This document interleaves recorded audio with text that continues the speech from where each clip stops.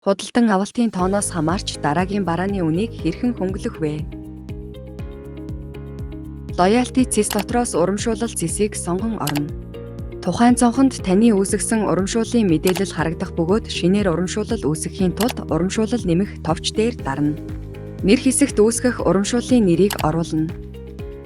Эхлэх огноо дуусах огноо хэсэгт урамшууллын үргэлжлэх хугацааг тохируулна. Мөн та цаг ашиглах эсхийг чиглэснээр таны урамшуулал тухайн заасан хугацаанд үйлчлэх юм. Өнгө хэсгээс үйлчлүүлэгчид харагдах өнгийг сонгох боломжтой. Төлөв хэсгээс тухайн урамшууллыг идэвхжүүлэх мөн хүчингүй болгох боломжтой. Урамшууллын төрөл хэсгээс та өөрийн үүсгэх урамшууллын нөхцлөө үүсгэх боломжтой. Худалдан авалтын тоо. Худалдан авалтын үнийн дүн худалдан авалт бүрт хөнгөлөлтөнд ашиглах оноо цугларна. Үүний дараа баруун дээрх сум дээр дарж дараагийн хэсэг рүү шилжинэ.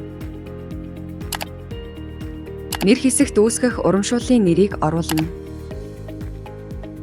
Хөнгөлөлтийн төрөл болон дүнг оруулна. Зарцуулах оноо нь тухайн үйлчлүүлэгч энэ урамшууллыг ашиглахад зарцуулах оноо юм.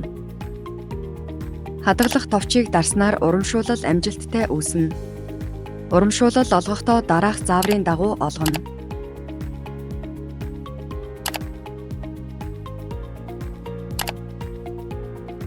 Төлбөр төлөх хэсэгт F4 товчийг даран үйлчлүүлэгч сонгох хэсгээс үйлчлүүлэгчийн утасны дугаарыг оруулах эсвэл QR кодыг уншуулна. Гарч ирсэн үйлчлүүлэгчийг чеклэн хадгалах товчийг дарна. Хадгалснаар урамшуулал амжилттай хадгалагдана. Төлбөр төлөх төрлийг сонгож төлбөр төлнө. Баримт хэвлэх бол баримт хэвлэх цэс рүү орон баримтын төрлөө сонгон баримтаа хэвлэх боломжтой.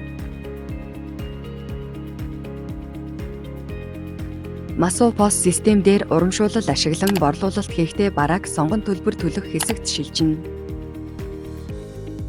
Төлбөр төлөх хэсэгт F4 товчийг даран үйлчлүүлэгч сонгох хэсгээс үйлчлүүлэгчийн утасны дугаарыг оруулах эсвэл QR кодыг уншуулна.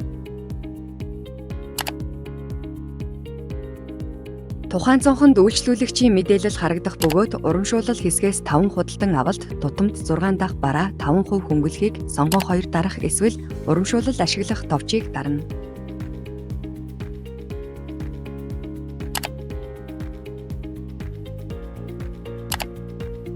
Урамшууллын дугаарыг оруулна.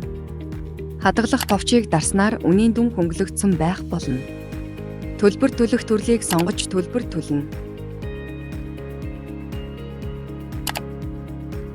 Баримт хэвлэх бол баримт хэвлэх цэс рүү орон баримтын төрлөө сонгон баримтаа хэвлэх боломжтой.